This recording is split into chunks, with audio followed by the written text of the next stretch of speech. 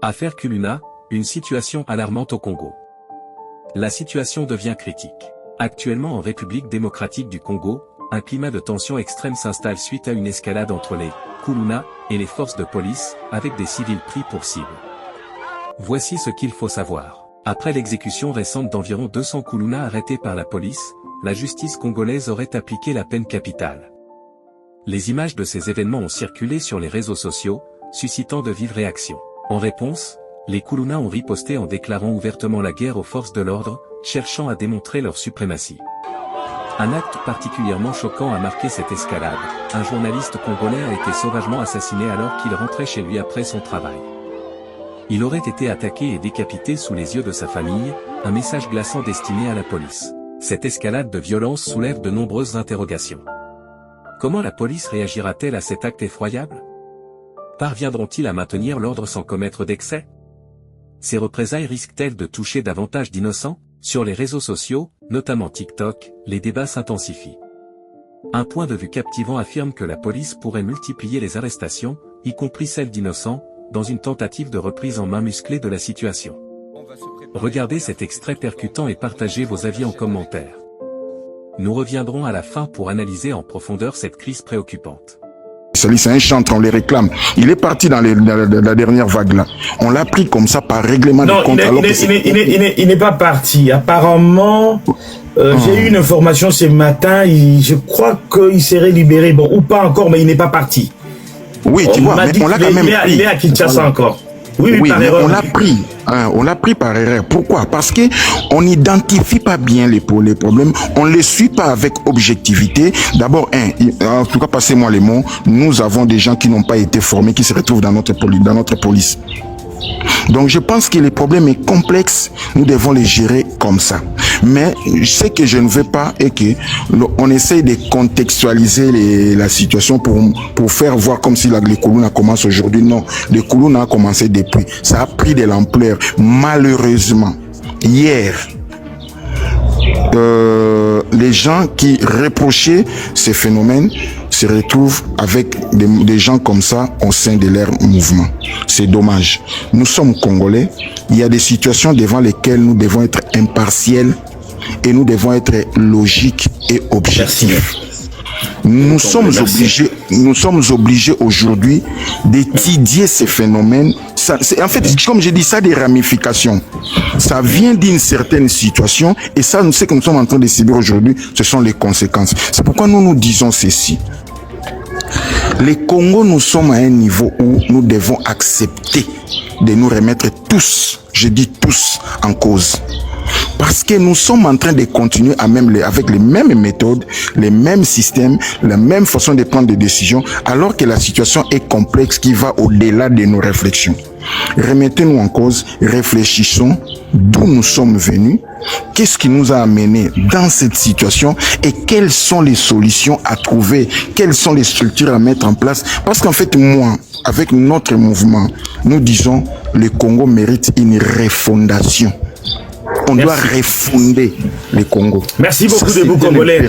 On donne aussi la parole à tes frères. Merci beaucoup. Merci. En tout cas, je vais demander... Merci debout, il n'y a pas de souci. Je vais demander à mon ami Emmanuel, qui est politologue, qui était là tout à l'heure. Emmanuel, si tu m'entends, tu peux revenir un peu, j'aurai besoin de toi. J'irai te chercher d'ailleurs. Alors, je vais donner la parole à quelqu'un qui m'est très cher, qui est là depuis longtemps, d'ailleurs je ne savais pas, avec tous les respects, Maître Amiral.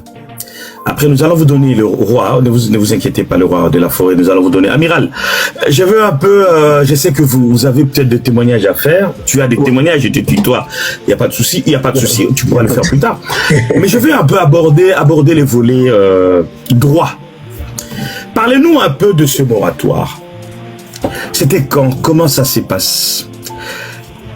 C'est le chef de l'État qui déclenche le moratoire? La peine des morts par rapport au code pénal congolais qui dit la peine de mort, la peine capitale. Donc, est-ce que cette peine, c'est par rapport à toutes les personnes qui ont tué, qui auraient tué? Je parle au conditionnel. Jusqu'à ce qu'un tribunal puisse, n'est-ce pas, rendre cela effective. Est-ce que, parlez-nous un peu de ces moratoires et de notre code pénal par rapport à ces accusations, parce que c'est un peu, il y a un peu de tohu-bohu, hein, c'est pas facile hein, pour comprendre cela quand on n'est pas juriste. Je te donne un peu l'occasion de nous parler un peu de ça en quelques minutes pour que les gens puissent quand même comprendre cet arsenal qui paraît un peu compliqué pour les non-juristes. Allez-y. Oui, merci beaucoup. En tout cas, je vous salue. Je salue en tout cas tout le monde dans le panel.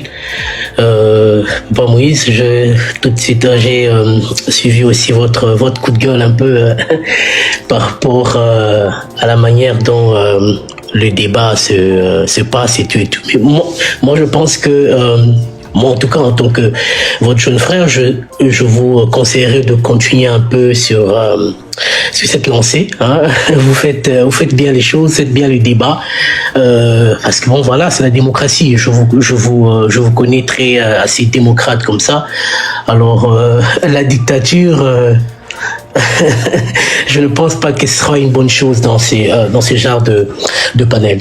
Alors, moi, c'est vrai, je vais aborder un tout petit peu ce problème de la peine de mort, hein, ce moratoire de la peine de mort. Mais d'entrée de jeu, je voudrais dire que nous devons savoir ici que ce phénomène de Kuluna, tout ça, ou banditisme urbain, des gangs urbains et tout ça, tout ce que vous voulez appeler ça comme mot, existe partout d'ailleurs aussi, hein, dans plusieurs pays dans le monde, et cela concerne tout le monde. Hein, depuis hier, je suis en train de suivre plusieurs personnes ici en train de parler de cela. Moi, je pense que cela concerne tout le monde. J'avais appris, quelqu'un avait dit non, voilà, les politiciens, ils sont exemptés et tout, mais je ne crois pas vraiment. Que ça soit directement ou indirectement, tout le monde est concerné par ce problème.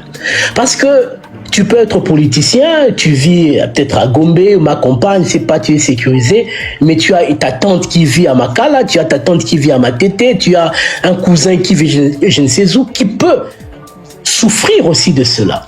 Donc, c'est-à-dire que c'est un problème qui concerne tout le monde, et je pense que nous devons tous, comme on dit, à bras le corps, prendre cela et aujourd'hui proposer des solutions idoines par rapport à cela. Et la peine de mort est l'une des solutions que moi, personnellement, j'estime, pour le moment, vu le contexte qu'il y a actuellement, que j'estime approprié par rapport à cela. La peine de mort existe dans notre arsenal congolais. D'ailleurs, dans plusieurs arsenals, aux États-Unis, en France, partout.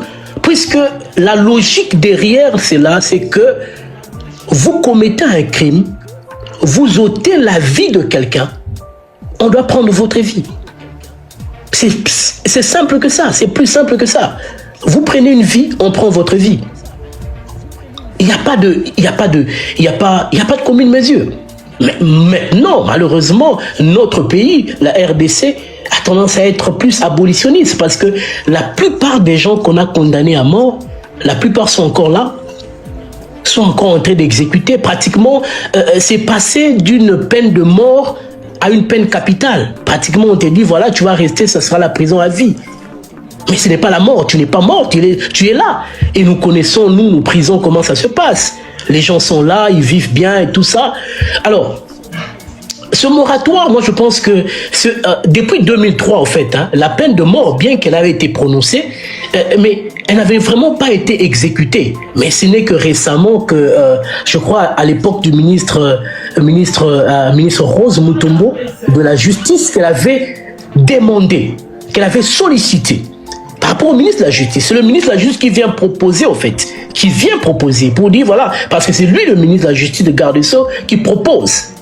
Parce qu'à l'époque, je crois qu'il y avait cette histoire avec l'agression rwandaise, il y avait des implications avec certains généraux, tout et tout. Alors on avait jugé bon que on puisse revoir cette moratoire de la peine de mort. Puisqu'on s'était dit, voilà, vu l'évolution, avec les autres arsenals sur le plan international et tout, avec cette histoire de démocratie, avec cette histoire de droits de l'homme et tout ça, je crois que certains pays, notamment aussi la RDC, a été contraint de revoir en fait notre arsenal par rapport à la peine de mort. C'est dit voilà, nous ne pouvons pas continuer parce que aujourd'hui il y a le monde qui crie si vous tuez les gens, voilà, il y a les gens des droits de l'homme qui sont à votre porte, qui sont en train de vous scier les côtes et tout et tout. Moi je pense qu'à un certain moment, même nous la RDC, on avait mis fin pour dire que non, voilà, nous sommes abolitionnistes. Le président Joseph Kabila, lui, était abolitionniste de la peine de mort. Mais moi personnellement, moi je suis un rétentionniste, c'est-à-dire que pour moi,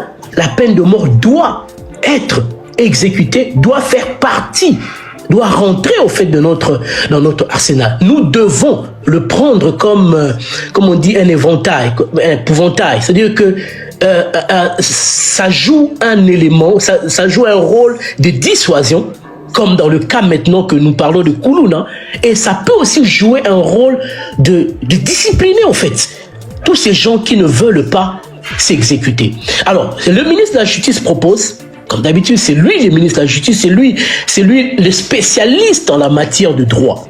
C'est vrai qu'il travaille avec les avocats, il travaille avec tous les juristes, il y a le Conseil supérieur de la magistrature, il a tous les instruments avec lui, mais c'est lui comme organe du gouvernement, comme membre du gouvernement, qui propose au chef de l'État, qui propose pour que, dans le cas ici, monsieur le ministre Constant Moutamba, c'est lui à faire cette proposition pour dire nous allons revoir ce moratoire de la peine de mort pour qu'elle soit exécutoire maintenant, pour un cas spécifique. Et ce cas ici, c'est le cas de banditisme urbain qu'on appelle Koulouna, phénomène Koulouna. Donc, moi je pense, aujourd'hui, nous devons absolument le faire. Dommage, hein? Malheureusement, je ne vois pas beaucoup trop des témoignages qui viennent des gens vraiment qui sont au Congo, parce que c'est plus eux qui deviennent témoigner, les gens qui ont vécu les affres de Koulouna, tout ça. La plupart d'entre nous, nous vivons à l'extérieur. Voilà, c'est vrai qu'il y a certains, je suivis le colonel qui est là, je ne sais pas si c'est son nom ou il est vraiment colonel de l'armée. Le colonel qui Non, je ne suis pas colonel de l'armée, je suis colonel de Koulouna. Il est colonel en fait, c'est un ancien Koulouna, comme on dit. Ah, donc vous avez gravi les échelons. C'est un repenti, il a gravi les échelons et voilà, il n'est plus Koulouna, il vit avec toi là-bas aux États-Unis. C'est très bien, ça c'est un très bon témoignage, c'est un très bon témoignage. Et ce n'est pas un colonel des armées comme toi tu es un amiral, l'armée de mer. Oui, merci.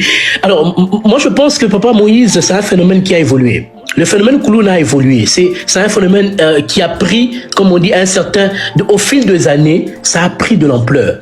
Ça a commencé, hein. Moi, j'étais à Kin dans les années 90 et tout, où à un certain moment, nous avions compris que les jeunes voulaient trop s'édonner maintenant à l'histoire des sports et tout, Batomakasi, voilà. Et ça a commencé à évoluer comme ça, petit à petit. Et la plupart, je ne dis pas le tous, hein, parce que j'ai suivi le témoignage du colonel, il était assez éloquent par rapport à ça. C'est pas tous, mais la plupart de ces Koulouna aussi, c'est une déviation de l'histoire de Chégué et tout ça, parce qu'ils étaient déjà prompts à ça. Vous voyez, un Chégué, la plupart d'entre eux sont agressifs, ils se droguent et tout. Et aujourd'hui, ça a pris encore plus d'ampleur qu'avant. Nous avons connu le phénomène Koulouna. Voilà pourquoi même je dis, parmi les propositions que moi je peux apporter, parce que nous avons, nous en tout cas en tant que Congolais ou le gouvernement, je ne voudrais pas entrer dans la politique, pour Moïse, vous me connaissez, je ne suis pas trop politique, plus scientifique, mais j'ai senti le relâchement. Et c'est un problème de relâchement. Nous avons connu, comment il s'appelle, monsieur le général Kanyama, je tire mon chapeau, qui a fait un travail de titan. Comme d'habitude, ces gens de droits de l'homme sont venus toucher notre gouvernement. Ils sont venus pour, je dirais, un peu comme déranger cette action. Pour dire, voilà, vous devez arrêter. Vous tuez des gens, vous tuez ceci. Mais attendez. Mais on avait vu cela, j'étais encore au Congo. Comment les choses se sont réglementées. Et la plupart de ces Koulouna ont pris la fuite. Ils ont fui, certains sont allés à Brazzaville, il y a d'autres qui sont partis dans plusieurs villes du Congo. Moi, j'ai vu même certains aller jusqu'à Lubumbashi, à Goma, tout ça. Mais comme dans ces villes-là, On n'aime pas ces choses. Ce sont des gens qui se sont fait arrêter, tuer et tout et tout. Parce que Kinshasa, c'est pratiquement comme le berceau. Parce que là, on sent qu'il y a quand même assez de liberté. Il y a un relâchement. Mais il fallait absolument que quelqu'un vienne pour qu'il y ait, comme on dit, excusez-moi, passez-moi l'expression, qu'il y ait des couilles. Pour proposer cela. Et je tire mon chapeau à Constant Moutamba, un jeune, mais qui fait du bon travail. Je sais que même dans le gouvernement dans lequel il fait partie, tout le monde n'est pas d'accord avec lui. Tout le monde n'est pas d'accord avec ça. Un peu comme dans ce panel. Il y a des gens qui viennent appuyer cela, il y a des gens qui viennent contredire, il y a des gens qui viennent nous amener des trucs. Voilà, on ne va pas tuer ceci. Et je chuterai bien sûr pour ne pas monopoliser la parole par un témoignage qui est un témoignage triste. C'est là qu'on va faire triste. On doit pérenniser cette opération, Papa Moïse. Je vais aller même plus loin. Mais pourquoi aux États-Unis ici, un pays qui est parti, qui a plus, des années et des années de démocratie, de culture démocratique. Mais pourquoi on continue de tuer les gens? Je vis au Texas, un des États qui a maintenu la peine de mort. Un des États, parce que plusieurs autres États ne le pratiquent pas. Mais parmi les États, il y a le Texas, qui est réputé.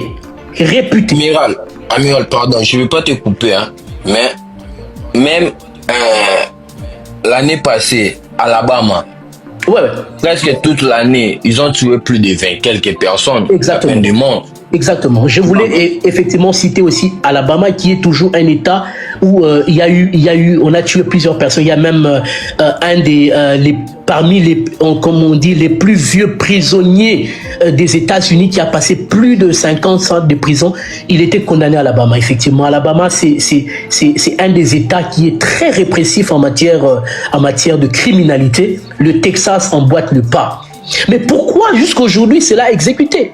Si tu tues quelqu'un, on prend ta vie aussi. Période. Il n'y a pas deux communes mesures. Il n'y a pas rouge et bleu. C'est comme ça. Ça doit continuer. Et il faut des gens qui doivent le maintenir.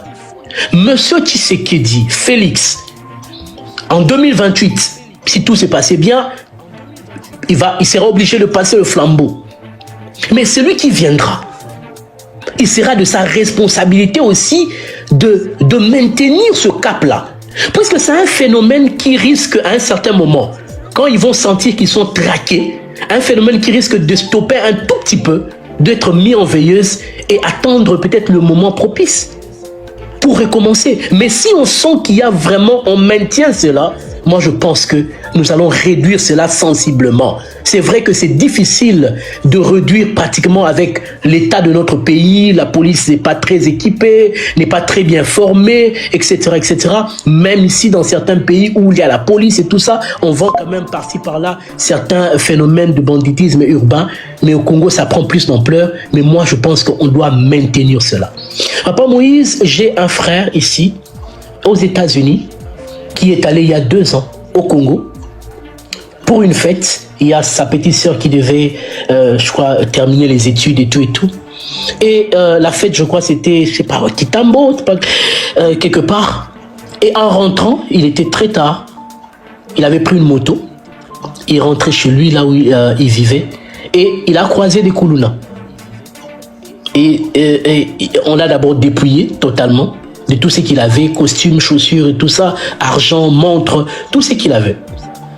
Et je crois que l'un d'eux, lorsqu'il a ouvert son wallet, il a découvert qu'il avait le ID des États-Unis et d'autres documents des États-Unis. Et là, ils ont commencé, voilà, Binoba Tutozo, Luka, tout ça. Et on a fait ce qu'on a pu le faire. Les oreilles coupées, les mains et tout ça, des blessures partout. Et aujourd'hui, notre frère se retrouve ici aux États-Unis, pratiquement invalide. À son âge, il est très jeune, il n'a que 40 ans. Il a la famille, il a des enfants. Vivre dans un pays comme l'Amérique, les États-Unis, invalide à cet âge-là, je vous assure que c'est la misère, quoi. C'est la misère. Nous sommes dans un pays où le social n'est pas tellement prononcé. Il n'y a pas tellement la politique sociale n'est pas tellement comme chez vous en Europe et un peu partout. Chez nous, il faut le travail. Chez nous, il faut sortir, il faut bosser. Ici, chez nous, il y a des gens qui travaillent jusqu'à 80 ans, 70, 80 ans, parce que l'Amérique, c'est qu'elle est. Voilà. Voyez un peu de choses comme ça. Quand les enfants, par exemple, d'un monsieur comme ça, vous pouvez leur parler du Congo encore? Vous pouvez leur dire que voilà, demain, apportez votre expertise au Congo. Le Congo est toujours votre pays. Quand ils sentent qu'ils ont eu un parent qui a été pratiquement... qui a été assassiné, pas assassinat, ça c'est une boucherie. Boucherie. Vous voyez ce que ça fait dans le mental des gens? Voilà. Donc, je préfère m'arrêter là pour dire que aujourd'hui, plus que jamais, nous sommes tous parents. J'ai des enfants. Ça peut faire mal de voir qu'un enfant s'est fait exécuter. Ça peut faire mal. Parce que je sais que ce n'est pas tous les parents qui tolèrent ces choses. Il y a des parents qui sont là, qui ont tout fait, qui ont interdit aux enfants, n'allez pas faire de Koulouna, n'allez pas faire ceci, mais ils ont continué. La rébellote. Aujourd'hui, si un parent comme ça apprend que son enfant s'est fait tuer, c'est vrai que ça va faire mal, mais quelque part, ça dit c'est un bon départ. Ça fait mal. Mais, comme on dit, aux grands mots, les grands remèdes. Et moi, j'aime toujours le dire, aux grands mots, les bons remèdes. Il faut de bons remèdes. Pas seulement de grands remèdes, mais de bons remèdes. Et pour le moment, de bons remèdes, c'est l'application de la peine de mort au Congo, en République démocratique du Congo. Je vous remercie. J'ai dit. Merci beaucoup, maître. Merci beaucoup pour cette intervention ô combien magistrale. Comme d'habitude, reste avec nous, il n'y a pas de souci. Alors, nous allons prendre le roi de la forêt. Léo. Papa Moïse, c'est moi, c'est Rabin. Depuis, ça fait 30 minutes. Ah, c'est Rabin. Allez-y, Rabin, alors. Allez-y. Après, on va monter là-haut. Oui, allez-y, oui. Rabin. Papa Armel, je pense que les colonels, ils ont bien parlé. Moi, j'aimerais aussi témoigner par après. Ce qui se passe dans notre pays, là, c'est pas bon. Il faut le dire, parce que quand on parle de la justice pour tous, il faut que ça soit quand même équitable de tous les deux côtés. Les gens qui font mal aux autres, mais à leur tour, les gens viennent maintenant sur les panels pour nous dire pourquoi c'est là, pourquoi on tue, pourquoi les droits de l'homme vient maintenant s'inventer comme nous tuons les gens. Non, c'est pas bien comme ça. Je me rappelle, je suis né à Kolwezi, grandi à Mbujimaï, j'ai fait mes études, je pense à Mbujimaï. En 2005-2006, cette affaire de Koulouna en Mbujimaï, donc on ne circulait pas. Vous savez, j'étais en 3e secondaire, à 4e, je me rappelle bien, si je me souviens bien. On quittait l'école, mais on arrive, on a déjà bloqué la route et on nous fait déshabiller, nous tous, avec les jeunes filles, les jeunes garçons, entourés par ces gens-là, les Koulouna. Ils nous accompagnent jusqu'au rond-point. Personne ne peut parler, ni la police. Ce sont les choses que j'ai vécues, moi. Et les Koulouna là faisaient quoi? Quand les Crézers, ils donnent à leurs femmes qui partent à la Miba, là où on crèse les diamants, l'argent pour acheter même à manger autre chose, on arrache et on les déshabille. Mais qu'est-ce que la population a pris comme engagement ou comme solution? On a dit si on voit un Koulouna dans la route, c'est pas qu'on doit l'amener à la police, directement on tue. On a tué les Koulouna, je ne sais pas le nombre que je vais vous dire. Et nous sommes parvenus maintenant à voir même les fous. On arrête un fou en disant que tu es fou. Un fou qui dit moi je suis pas Koulouna, moi je suis un fou. Un fou maintenant il reconnaît qu'il est fou, il n'est pas Koulouna. À partir de là, il y a eu quand même la paix en Mbujimaï. Nous avons vécu un peu la paix en Mbujimaï pendant ces 5 ans, 6 ans. Alors, pour moi, ce qui se passe aujourd'hui au Congo, précisément Kinshasa, et pourtant notre capitale, donc c'est tellement mauvais. Nous avons 24 communes. 24 communes, avec la population que nous avons là-bas, plus de 20 000, je ne sais pas combien d'habitants là-bas à Kin. Et à chaque commune, contient plus ou moins, si on compte plus ou moins, si c'est 300 colonnes. Et il contient les armes blanches. Et il parvient à faire des scandales, comme on le dit, comme on le témoigne nous tous. Papa Moïse, je me pose maintenant la question. Si ces gens-là avaient maintenant des armes à feu. Donc pour moi, je dirais, le Kuluna, c'est une rébellion au sein de notre pays. C'est pas différent de ce qui se passe à l'est du pays.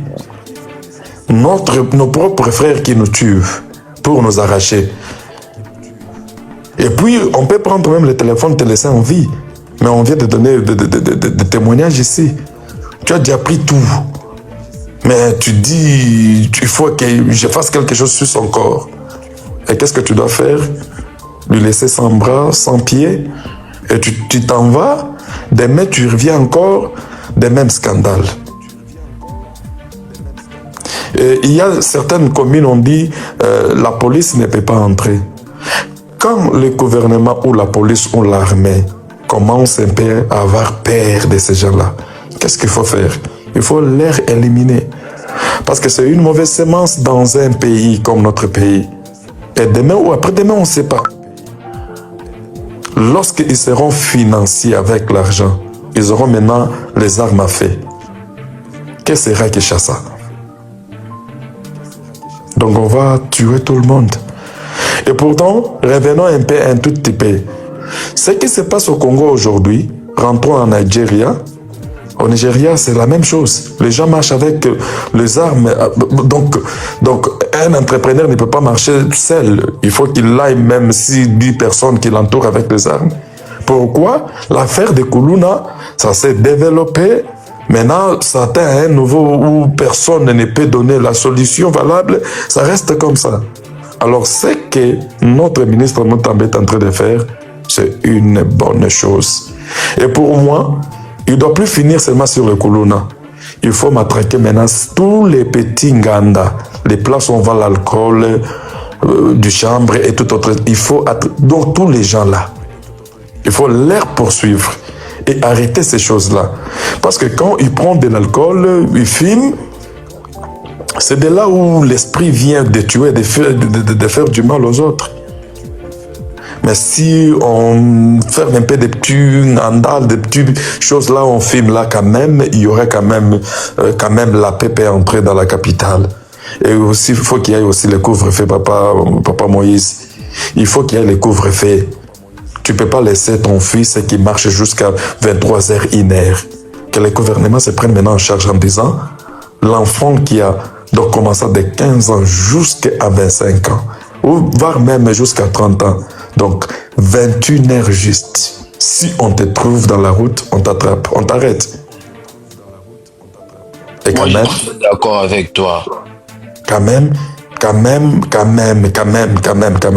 Pourquoi? On nous dit, il y a aujourd'hui les garages. Ces garages-là, on fait sortir, il y a des poudres qu'on sort, on fait, donc ça devient la drogue et toute autre chose là. Ces gens-là, il y a des petits gandans où on va, même les gens qui ont des boîtes, des bars là, il faut leur dire qu'à 19h. Je vous dis en toute franche vérité, ici en Europe, en Finlande, là où moi je vis, tu ne peux pas acheter l'alcool. Non, en Europe, tu ne peux pas acheter l'alcool si tu es moins de 18 ans. Oui, il faut qu'on puisse leur dire qu'une personne qui vient acheter de l'alcool, il peut te donner son pièce d'identité oui. Avant d'acheter. Très chers internautes, j'espère que vous avez regardé cette vidéo jusqu'à la fin, vous avez compris quelque chose. Quel est votre réel avis sur cette affaire des Kuluna au Congo? Que se passera-t-il réellement? La police va-t-elle maîtriser ce qui se passe ou bien ça va encore dégénérer? La question reste bien évidemment à poser. Combien d'innocents seront encore tués dans cette affaire de Kuluna? Je me pose bien évidemment la question. Tout compte fait, n'hésitez pas à écrire ce que vous en pensez dans les commentaires, mais surtout à vous abonner très massivement à la chaîne en activant aussi la cloche de notification pour être prévenu quand je ferai sortir une nouvelle vidéo. Sans oublier que c'est juste sur cette chaîne que vous serez au parfum des actualités congolaises mais aussi mondiales.